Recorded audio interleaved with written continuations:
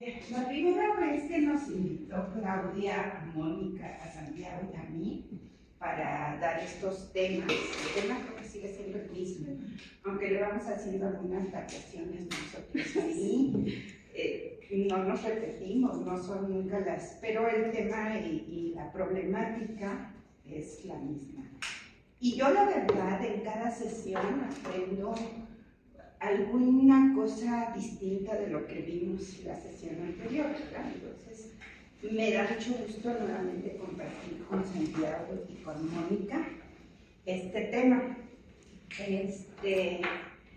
Y pues agradecer al seminario de construcción de saberes pedagógicos, no me acuerdo, bueno, el seminario que coordinan Claudia y Alicia, porque es un espacio que para mí me permite seguirle dando vueltas a estos temas en los que estamos todos los días, como investigadoras, investigadores y sobre todo como tutores, ¿verdad? Que nos toca acompañar a ustedes desde la licenciatura hasta el doctorado.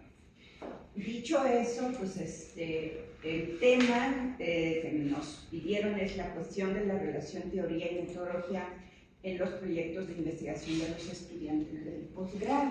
Quiero decir que sí, lo que yo preparé, igual que las otras veces, es para pensar las tesis en el posgrado, que tienen un nivel de exigencia o de profundización en estos temas más amplio. Eso no quiere decir que estos los soslayemos cuando asesoramos tesis de maestría, también entran en juego, nada más que los niveles de profundización son distintos, ¿verdad? Bueno, entonces está preparada para estos niveles que ustedes en los que se están formando. Luego, fíjense que yo quería traer el caso, bueno, esto va a ser un poquito repetido para Claudia, Santiago y Mónica, del caso de una tesis con la cual quiero en tiempo breve decir cuál es la perspectiva de esta relación teoría y metodología que yo trabajo. En medio tiempo traigo el mismo caso de la tesis de Mónica Ramírez del semestre anterior, o ya hace un año creo, porque salí de viaje, ya no me dio tiempo. Mónica está muy ocupada ahorita en la prepa donde trabaja y no nos pudo acompañar en esta ocasión. La otra vez vino la tesista, un poquito hablamos de eso.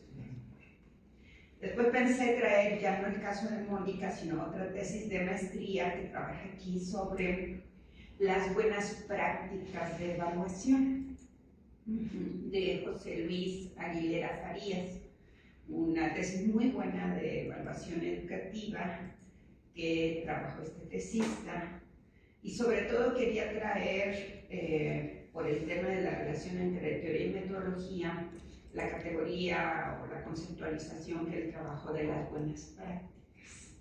Pero en su momento, porque tiene toda una afiliación teórica y metodológica, ese concepto de las buenas prácticas de evaluación que él optó, que él quería y se trabaja. Bueno, pero luego a lo mejor voy a mencionar el caso del uso de esa categoría de las buenas prácticas en evaluación educativa. Entonces, en síntesis, yo les voy a hablar aquí de unos planteamientos que yo considero centrales en esta relación teoría y metodología.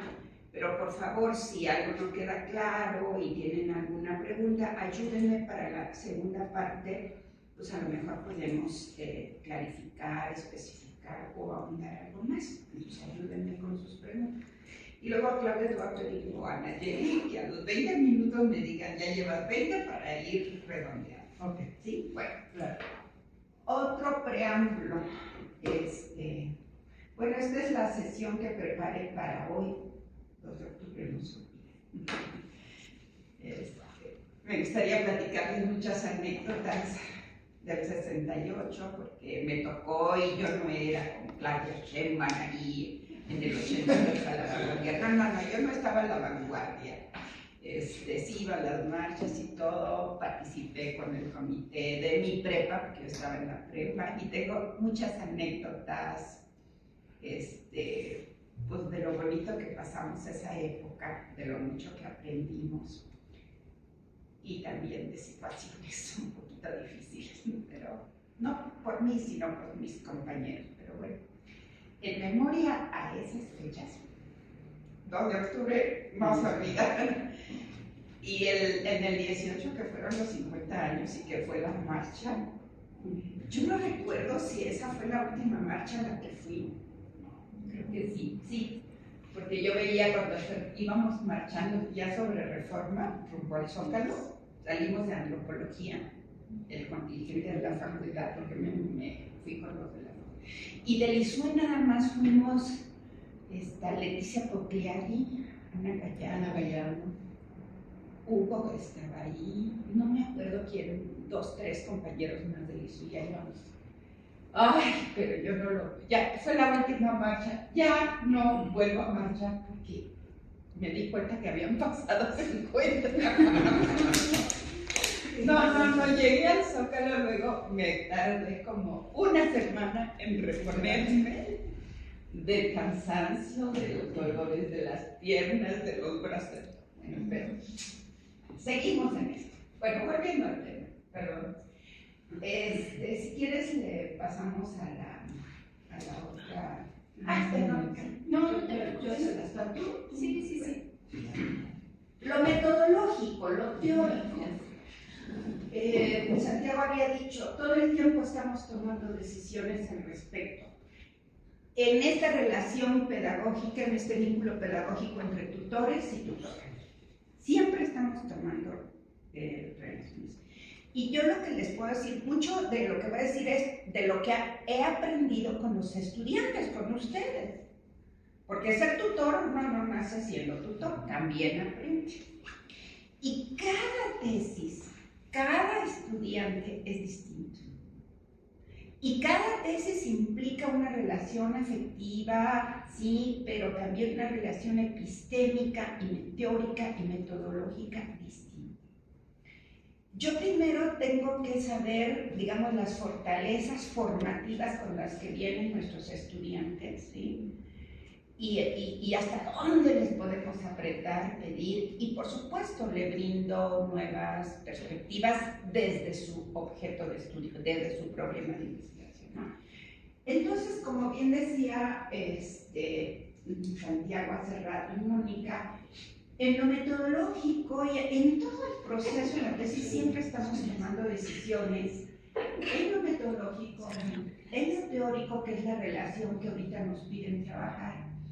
Y son diálogos con el sujeto, con la noción de sujeto ético, pedagógico, epistémico, político. Es decir, también entran en juego los afectos en cuanto a los procesos de identificación con las teorías, con los autores, etcétera, ¿no? ¿Será que ahorita estoy incorporando esto desde el plano político, de la cuestión del giro afectivo, en cuanto a los procesos de identificación? Porque eso es lo que se da en el acompañamiento de asesoría o tutorías de las tesis, ¿no? Es estar dialogando en el vínculo pedagógico y tomando decisiones del sujeto que investiga. Obviamente, ya ese sujeto que investiga son ellos y ellas, nuestros estudiantes y nosotros mismos. Entonces, lo metodológico es una construcción, es un camino construido. Sí, se hace camino al andar, pero no es lo que vaya apareciendo así nomás, no. Es una construcción metódica que se va construyendo desde el momento de la problematización. Vamos a dar varios. ¿Dónde está? ¿Es verdad? Sí, sí. Bueno, voy a tratar de abarcar estas 3 cuestiones, pero claro, me voy a decir cuando ya les falta. Sí, primero, voy a hablar más adelante, pero quiero dejarlo de plano. El desfase entre el pensar teórico y el pensar epistémico propuesto por Zimmermann, lo vamos a ver en cuestiones específicas de la relación metodología y teoría para pensar lo educativo. Y aquí quiero hacer un paréntesis. Yo vine con ellos el semestre pasado, pero con este grupo es el mismo. Hiciste la conferencia de inauguración. Ajá, y trabajamos la construcción de la mirada pedagógica. No voy a repetir esta propuesta de Alicia entre la relación de la teoría del conocimiento del objeto y la teoría del conocimiento de la educación o lo educativo. No sé si lo han visto este grupo. Sí, ¿no? Sí, con Alicia, ¿no? Con Alicia. Bueno. Ok. Sí. Pero el semestre pasado sí les hablé de la diferenciación entre el pensar epistémico y el pensar teórico. Y ahora lo vamos a ver en el caso de la tesis de Ramírez Montes de Oca. Bueno, por este tema, luego, les quiero comentar nada más cómo ya desde que uno elige un tema o un tema para investigar, ya se está vinculando con la teoría. Pues es que esta teoría me gusta, esta teoría me ha enseñado mucho, o esta perspectiva teórica me ha enseñado mucho, porque yo ya viví eso, ¿no? Y se los cuento desde los diálogos con mis estudiantes. Me tocó el caso de una tesis de maestría desde la perspectiva del pensar teórico, es decir, cuando entramos y nos vinculamos, antes que todo, antes de lo metodológico y antes de empezar con una teoría, yo ya traigo decidida desde dónde voy a hablar. Se vale y ocurre en la educación. No sé si tanto desde la mirada pedagógica que vimos hace un semestre, pero se vale. Y tocó el caso de una tesis de un estudiante que cuando me lo asignaron como su tutora principal, y cuando platicamos, yo ya sabía de dónde venía, de qué seminario venía, y yo le dije, oye, ¿quieres que yo te dirija o prefieres a otro tutor? Y le digo, dime, podemos hablar con confianza. Y bueno, él quería que lo dirigieran desde el seminario, el que se venía formando en la biopolítica. Es decir, su tesis ya estaba decidida, ya había un vínculo con lo teórico que iba a determinar lo metodológico en esa tesis, ¿no? Ok, le digo, mira, si quieres, podemos pedir un cambio de tutor. Yo no me opongo, es más, me gustaría estar en tu comité tutoral y acompañarte. Y si no, pues incorporemos a tus profesores al comité. Nos podemos entender. Bueno, menciono esto porque desde el pensar teórico que vamos a ver ahorita, se puede hacer un vínculo. Antes del diseño metodológico, la teoría ya está decidida, la perspectiva teórica ya está decidida, y eso va a determinar la mirada conceptual y metodológica de esa tesis, ¿verdad? Y puede ocurrir. Leí otra tesis magnífica desde Rancière para ver la formación política, y ya estaba decidida. Lo que hacía pedagógica esa tesis era la formación política, pero estaba decidido desde qué autor, muy bien trabajada la tesis de maestría, muy profunda, muy metódica, pero desde lo político. La construcción de la mirada de la formación era desde la política o la politología. Bueno, y así puedo mencionar muchos. Luego, pasaríamos a hablar del caso de una tesis desde una perspectiva del uso crítico de la teoría con los elementos del pensar categorial, que es el caso de la tesis de Mónica que les voy a trabajar. Y todo esto lo traigo a cuento porque es lo que he aprendido en la relación de tutoría en esto. Bueno, ahí está. Empecemos. El caso de una tesis de maestría desde la perspectiva del pensar teórico.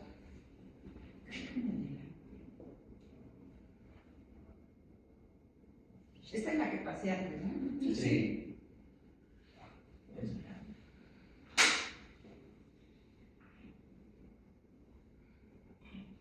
Creo que esto ya lo dije. dije, ahí está, sí, no pasa nada. El proyecto de tesis trae claro el posicionamiento desde el pensar teórico de la biopolítica, desde Foucault. Es una mirada que ya está decidida, que permite ver el biopoder como procesos de gobierno sobre las subjetividades.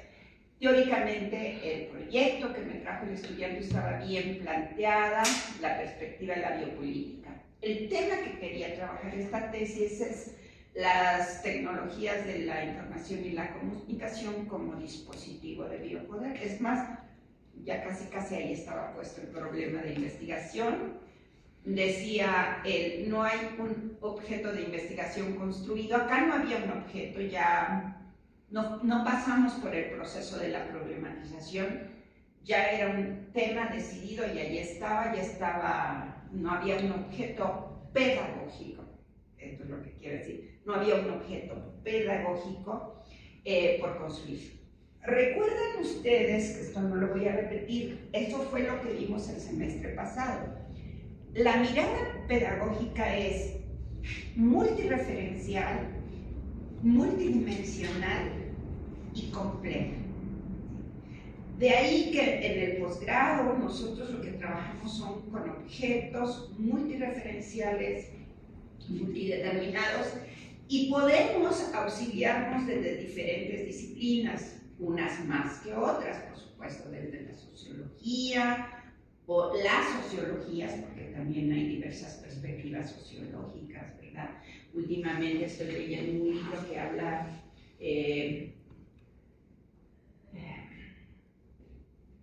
de las sociologías, de un análisis del capitalismo que incorpora el giro afectivo, entender sociológicamente cómo se incorpora el giro afectivo en el asunto de entender un sistema o modo de producción como es el capitalismo. Bueno, por eso hablo de las sociologías o de las psicologías.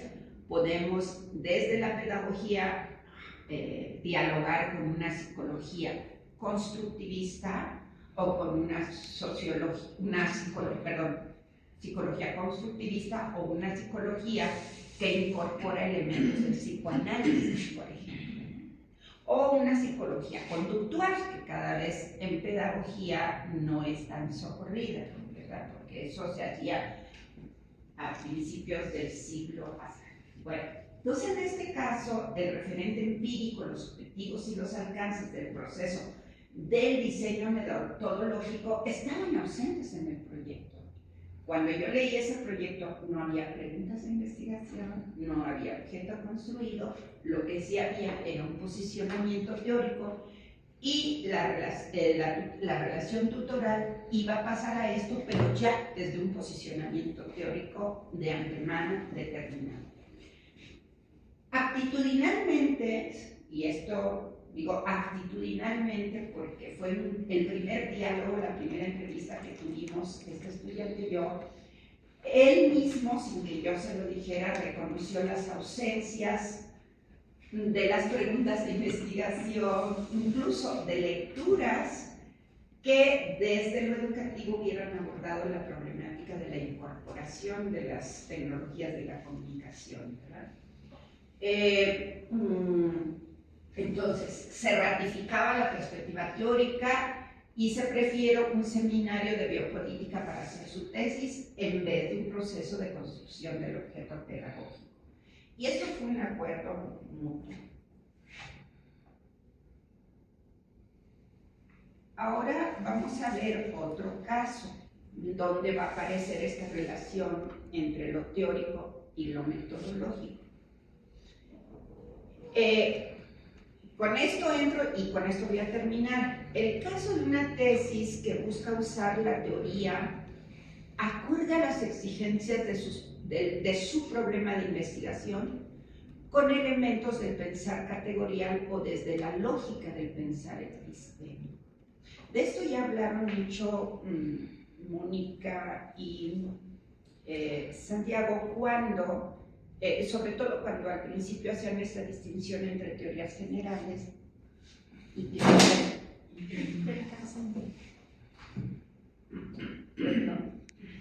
las teorías sustantivas, ¿verdad? Eso es muy interesante.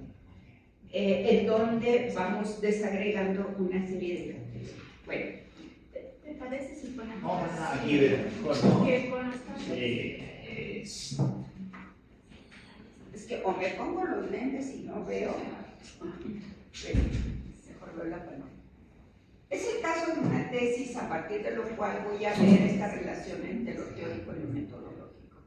Es la tesis de Mónica Ramírez Montes de Oca, es de doctorado la tesis, con el nombre la pueden identificar en TesiUNAM, en el banco de datos, para ver ya pormenorizada la tesis.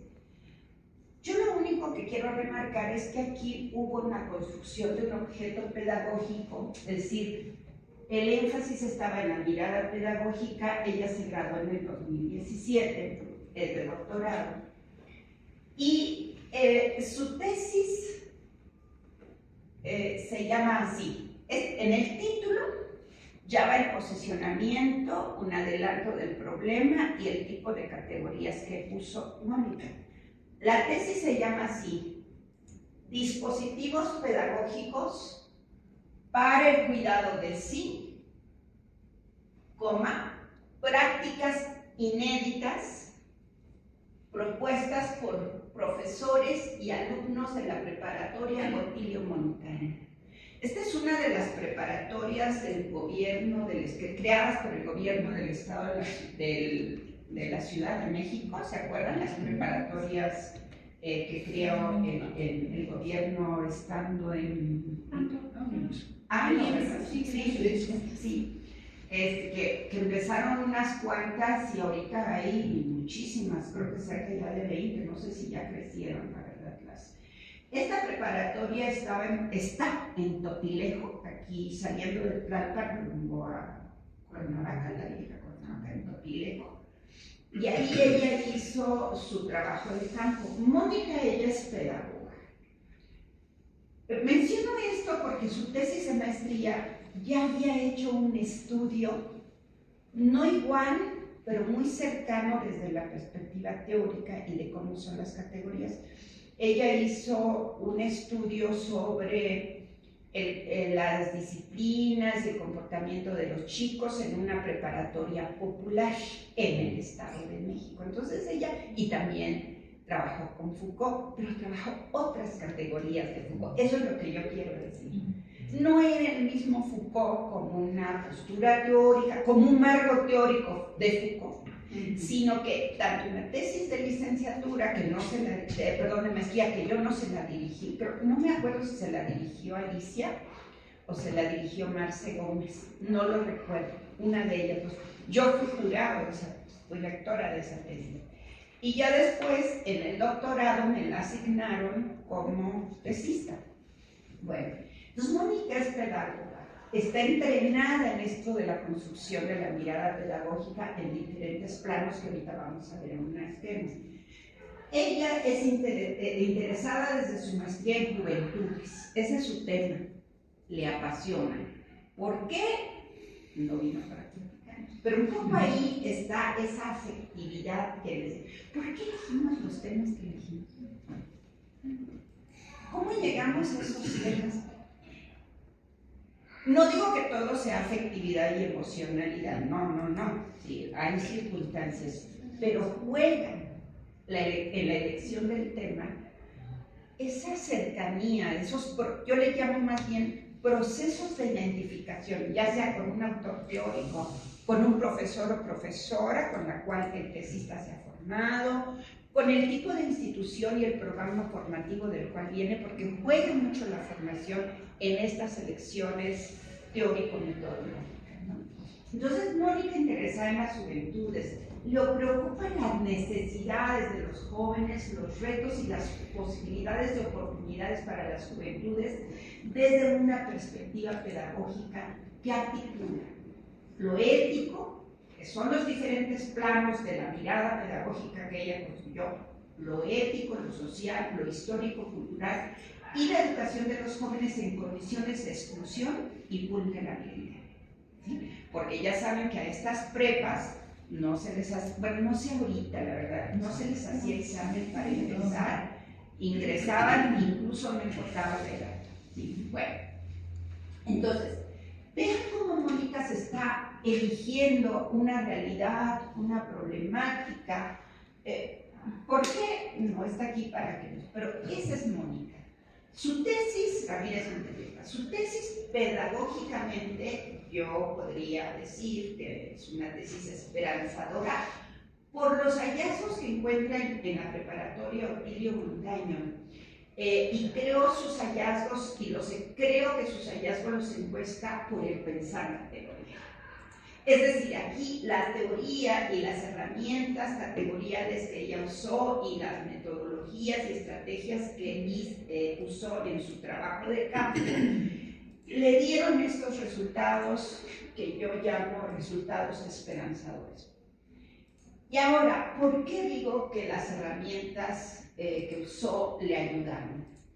Fíjense, aquí he puesto en amarillo dispositivos pedagógicos, Mónica pensando desde Foucault a través de Deleuze.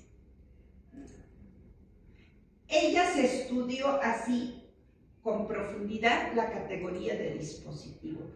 Ojo, ya había leído bastante de Foucault, pero en la tesis de doctorado se metió fuerte con una elección de un concepto fuerte que está en Foucault, pero que está conceptualizado más con Deleuze, la noción de dispositivo, pero ella en su tesis construye qué es un dispositivo pedagógico. Es decir, no toma la teoría y el concepto como un referente normativo de lo que va a buscar. Si leemos la tesis, en la tesis aparece, bueno, dispositivo, las nociones de dispositivo de Deleuze y Foucault, En pedagogía, un dispositivo pedagógico se caracteriza por Esa construcción, esa mirada, implica un giro desde lo teórico hacia lo metodológico para construir esa categoría que va en el capítulo del marco conceptual analítico. No digo de un marco teórico, porque luego nuestros alumnos dicen, ya tengo el capítulo del marco teórico, y cuando te lo traen le ponen lo titular, marco teórico. Espérate, ¿qué es un marco teórico? Marco quiere decir que no te vas a salir de tal teoría, ¿sí? No, preferimos llamarle un marco conceptual de análisis construido de acuerdo a las necesidades del planteamiento del problema, de las preguntas de investigación, de los propósitos u objetivos de la investigación que vamos a ver. Ya llevas 25 minutos, y como dijiste que te avisaba. 25 ya, uy. Habíamos dicho 40. Sí. ¿Qué horas son? Porque Sí, a 24. Tú dices que a las 2 nos vamos. Sí. ¿Es eso? ¿O antes de las 2? No, a las 2. Bueno. Entonces, dispositivos pedagógicos. Aquí está la categoría, aquí está Foucault y Deleuze. Dispositivos pedagógicos que da título, que da nombre. Yo digo que el acto de nombrar es crear algo y la tesis se construye así. Dispositivos pedagógicos, por eso pongo entre paréntesis, Mónica pensando desde Deleuze y Foucault. Para el cuidado de sí, que también es una categoría Foucaultiana, por eso está en azul. Prácticas inéditas, ¿sí? Están inspiradas en Foucault, pero está construida en el marco conceptual analítico. ¿A qué le llama Mónica? Prácticas inéditas. Y lo inédito lo toma de Séneca. La ineditud, el devenir, el todavía no, lo indeterminado. lo potencial capaz de determinarse. ¿Sí? Entonces, aunque el título es en 2 líneas, hay todo un trasfondo de la construcción del marco conceptual analítico y de las categorías y el uso crítico de la teoría, que ahorita lo vamos a ver con un esquema enseguida, que esta tesista fue produciendo. ¿Para qué?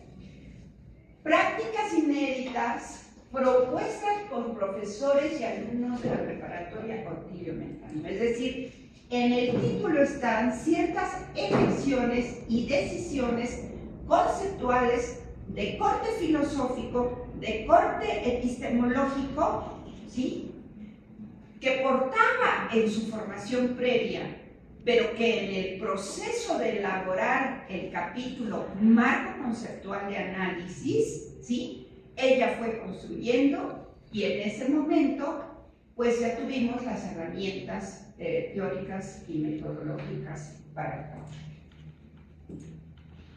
Me voy a adelantar.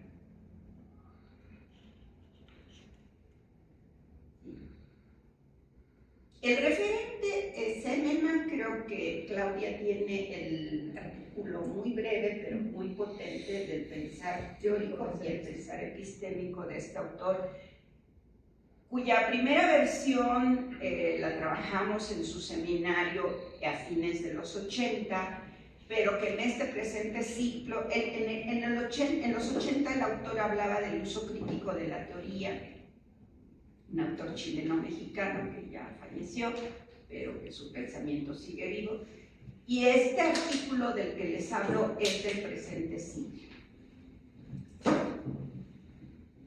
Con esto planteamos que la relación, antes del diseño metodológico, es importante dar cuenta, y están muy claros en el vínculo tutor-tutorando, qué usos le vamos a dar a la teoría, qué uso le vamos a dar a la elección de una serie de nociones y conceptos que hemos tomado no solo desde una disciplina o ciencia de la educación, sino que pueden ser 2, 3, las que sean, o puede ser una, pero ¿qué uso le vamos a dar a esas categorías en la investigación pedagógica? Y aquí el autor Seneman plantea un problema que afecta lo metodológico. El problema del desajuste, dice él, entre la teoría y la realidad sociohistórica. ¿Por qué problema? Porque se construye un pensamiento de la realidad en su devenir. La teoría construye un pensamiento de la realidad en su devenir. Y es problema porque una teoría, en sentido puro, digamos, no posibilita tener una conciencia de este desajuste. A ver, ¿a qué voy? A que a veces tomamos las teorías, los autores, descontextualizadamente o históricamente. Es decir, ¿cuándo surgió la sociología? Con Comte, por ejemplo. ¿Qué problema teórico y de la realidad se planteaba este autor? O Durkheim, o Vygotsky, o los filósofos que antes mencionábamos. ¿A qué problema teórico se estaban enfrentando estos autores? Las teorías tienen una historia. No son invenciones o abstracciones puras. Tienen una historia porque estaban atendiendo una realidad y problematizando una realidad. Por supuesto que es obra de estos autores que hicieron el gran emprendimiento de aportarnos categorías, conceptos, sistemas teóricos, leyes hipotéticas para comprender la realidad. Y son válidas, y nos hemos formado en ellas y nos ayudan. Pero ¿qué relación tiene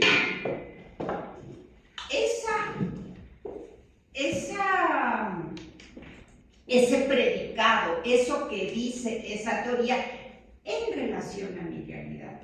Y lo que este autor plantea es que siempre vamos, ojo, nos dice, no es que desechemos las teorías, sino que atendamos cuál es la problemática teórica nuestra que queremos atender con determinados posicionamientos teóricos.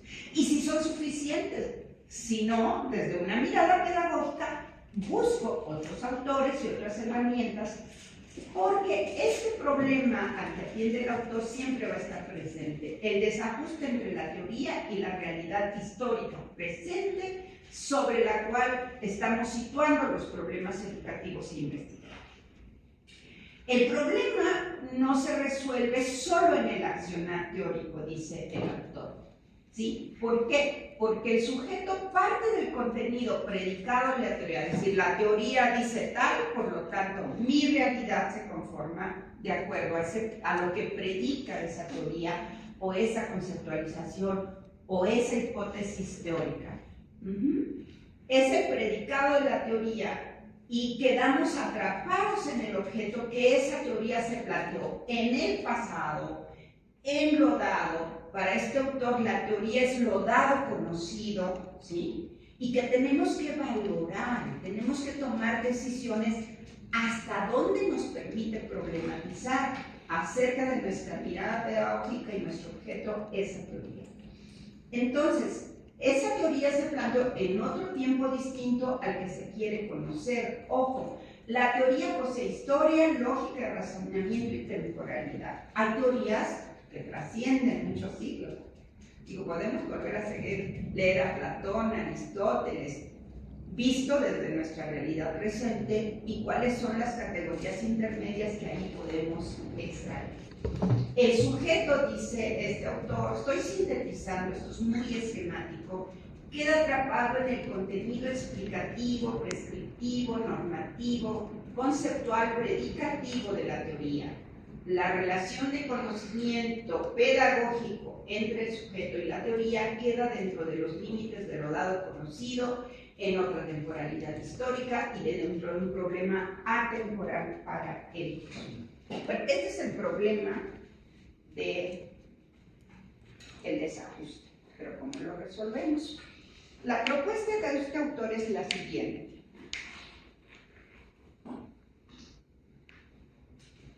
El autor propone esta pregunta, la del medio. ¿Cómo me puedo colocar yo frente a aquello que quiero conocer?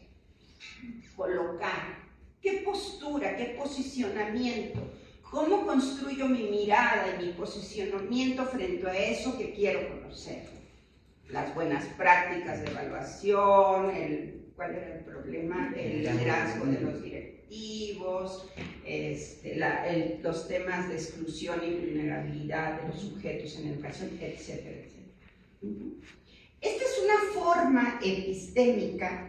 Este es el pensar epistémico, es una forma epistémica de resolver el problema, ¿sí? Y el autor plantea que hay dos formas lógicas o dos formas de razonamiento de significar el acto de pensar. Una es el pensar teórico, ¿sí?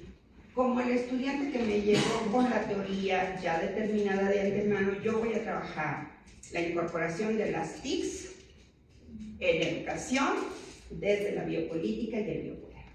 Ya está decidido y así. Y yo creo que va a salir un análisis interesante. Ahí hay un posicionamiento desde un pensar teórico de antemano. Siempre tiene contenidos anticipados, biopoder, biopolítica, etcétera, etcétera, la teoría que sea. La emancipación desde Rancière, etcétera. Es un discurso predicativo. Es atributivo de propiedad, porque el concepto, al tener un contenido predicado, el concepto dice, Marx dijo que la lucha de clases proviene de la división entre los medios de producción que los posee la burguesía y los trabajadores que solamente no desean su fuerza de trabajo. Por cierto, hace como 20 años, en Aragón, me llegó una tesis de licenciatura, así de gruesa, y decía el marco teórico, el marxismo y la lucha de clases, ¿Y saben cuál era el tema? Evaluación de los aprendizajes. Lo que tú decías, ¿qué hay de la teoría marxista de la lucha de clases? Imposible esa tesis, no, ese es un problema que ya no les cuento la historia, ¿verdad? Pero sucede, ¿por qué? Porque partimos de un pensamiento teórico que predica y otorga atributos de propiedad y afirma algo de la realidad o del objeto de estudio construido desde el conocimiento acumulado, es decir, desde lo dado conocido.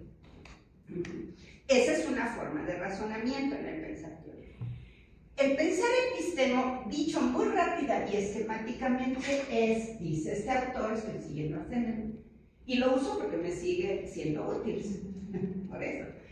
El pensar epistémico es una lectura de la realidad en movimiento, enhedándose, en una realidad inacabada, en devenir, en lo inédito, en lo potencial, en lo posible. Es una apuesta a un proyecto con direccionalidad epistémico-política.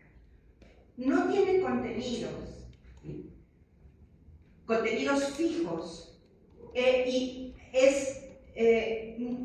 importa la centralidad de la pregunta del autor. Esta no es mía, dice, pero está en rojo, dice, ¿cuántos nombres puede tener la cosa, el problema, el objeto estudiado? ¿Cómo se puede nombrar la cosa, el fenómeno, el proceso? ¿Sí?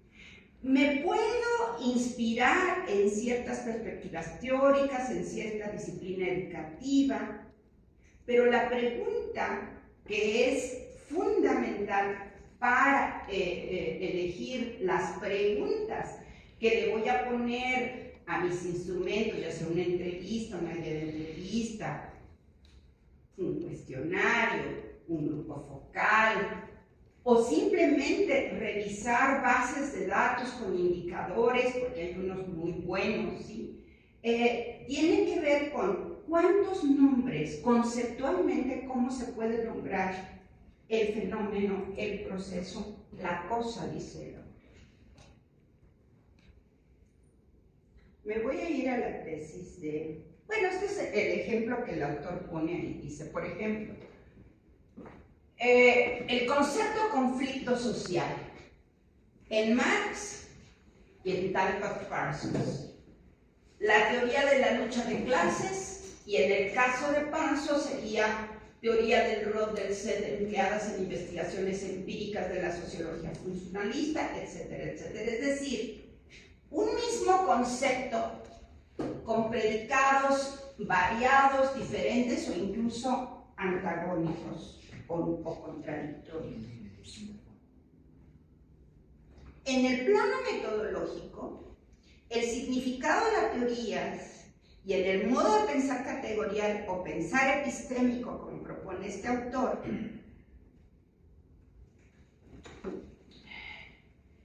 ¿qué son las categorías? ¿Por qué hablo del pensar epistémico y el pensar categorial?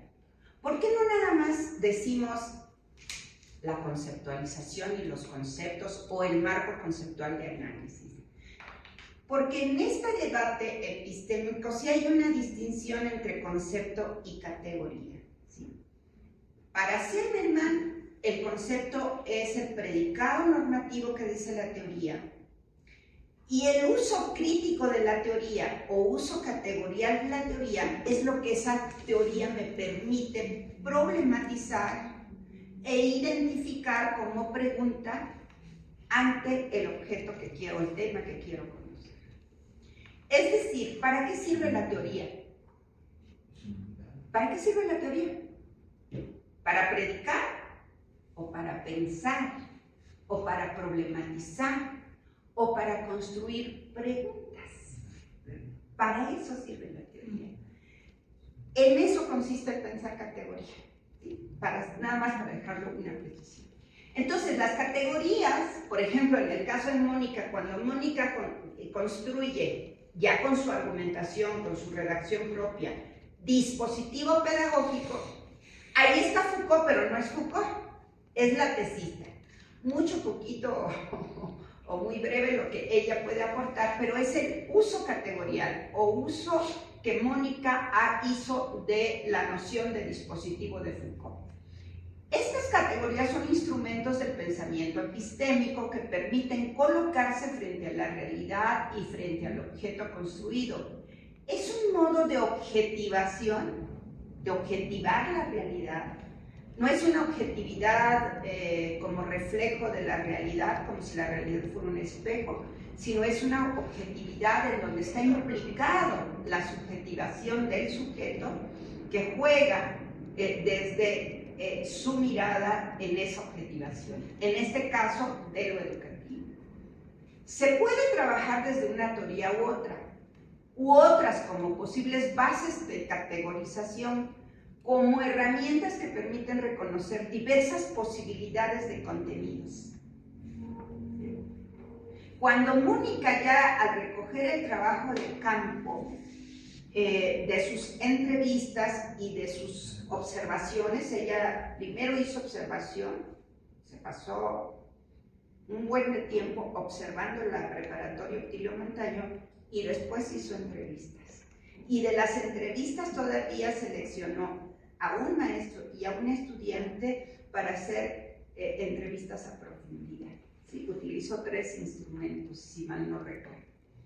Este es el momento, el de las categorías, un momento preteórico como posibilidad de posibles teorizaciones posteriores. Es decir, cuando ella decide que va a construir la categoría de prácticas inéditas, ahí está Foucault, pero no es Foucault. Es lo que ella construye en su marco conceptual de análisis. Y otras más.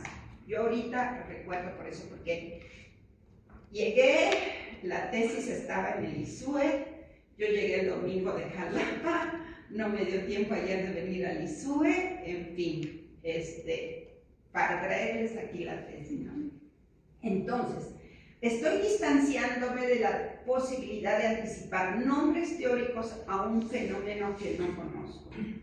Es importante partir de la relación sujeto-realidad e identificación de la objetividad de lo real, es decir, de los recortes y articulaciones de construcción del objeto pedagógico. Cuando yo digo, mi tesis va a tener tantos niveles de análisis, por lo tanto, tantos capítulos, un nivel de análisis puede ser un capítulo, o 2 niveles de análisis puede ser otro capítulo. Esos son los recortes y las articulaciones de construcción del objeto pedagógico práctico y o de investigación pedagógica en este posgrado. Y para terminar,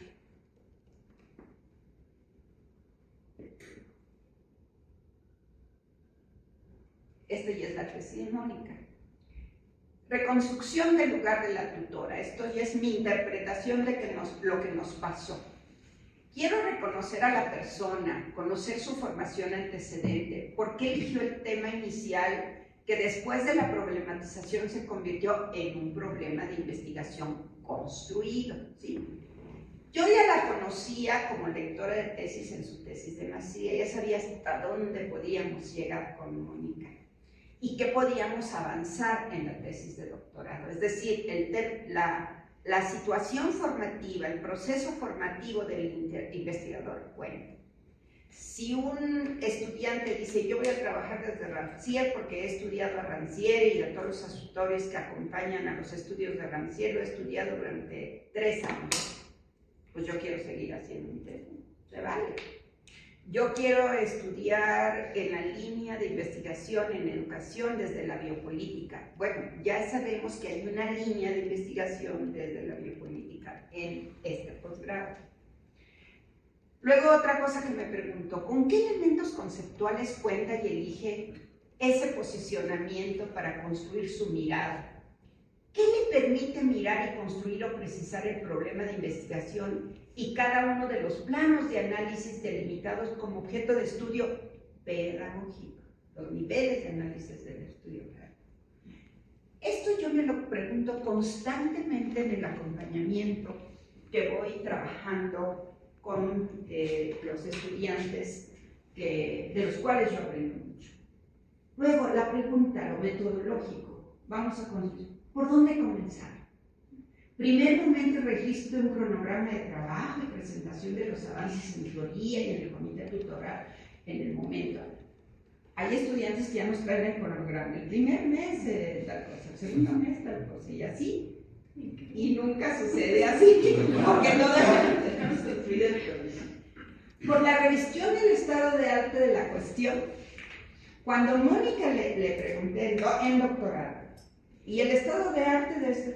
No, me decía, no es el estado de arte, porque este es mi proyecto y estas son mis preguntas. Ah, bueno, también.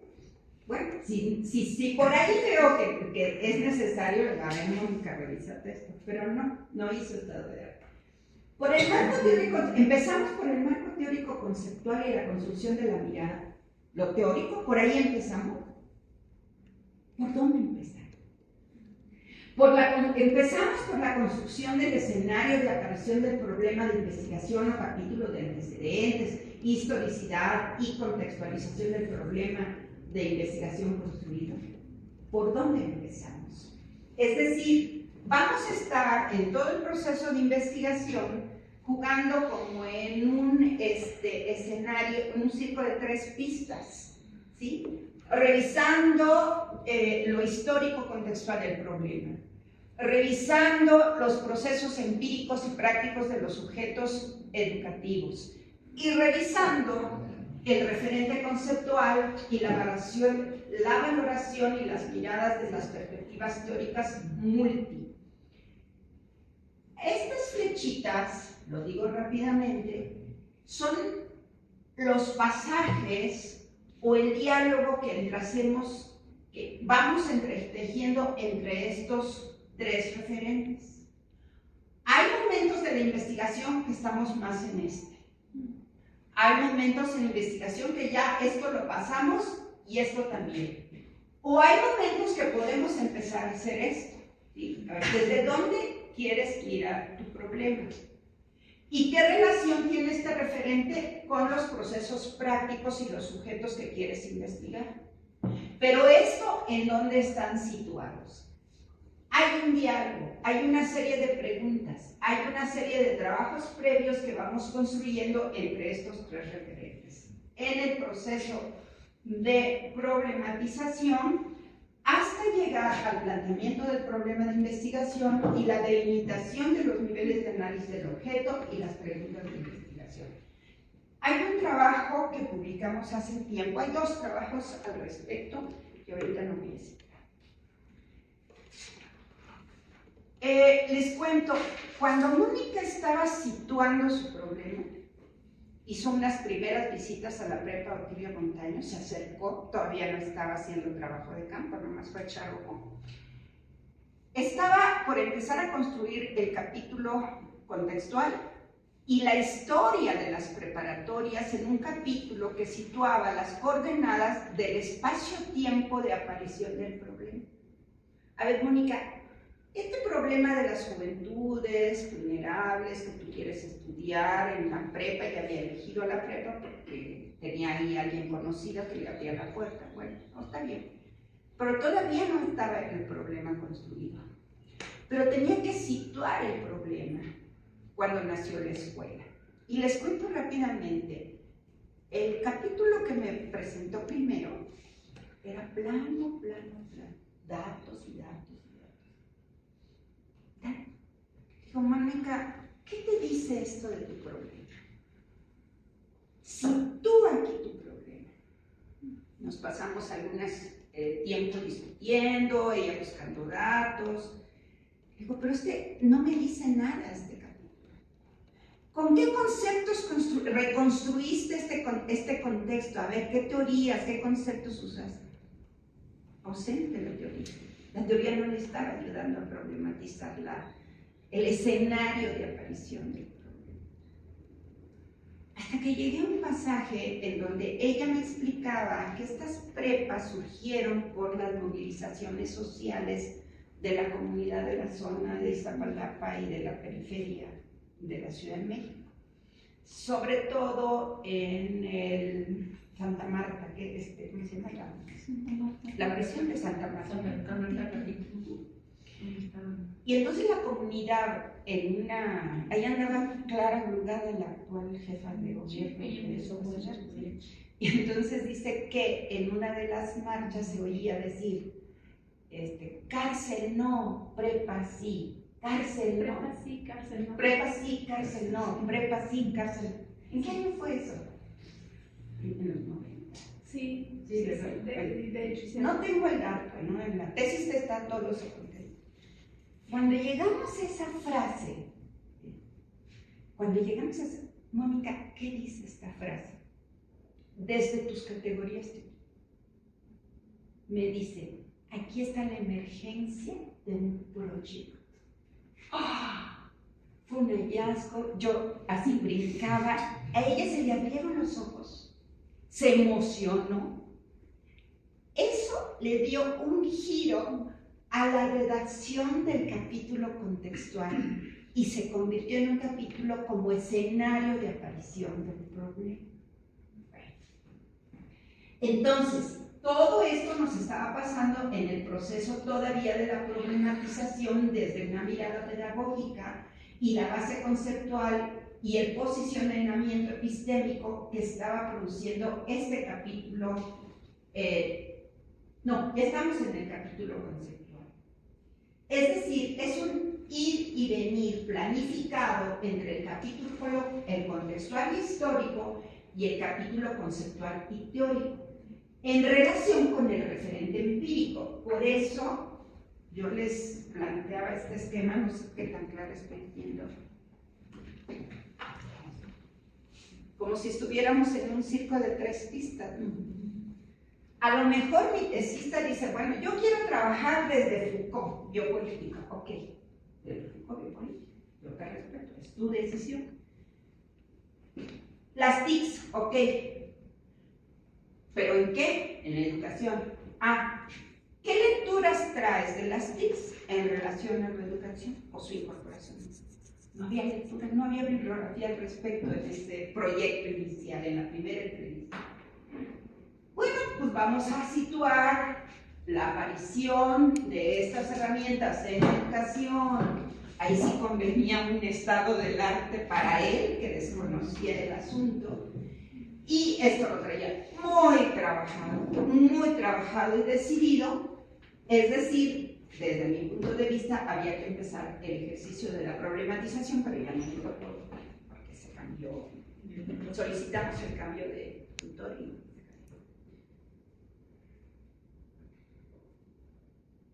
ahí lo voy a dejar por el tiempo. Okay. Esto ya lo mencioné. Esto ya se los conté cuando estaba hablando del capítulo contextual, etcétera, etcétera. No, vamos a dejarlo ahí.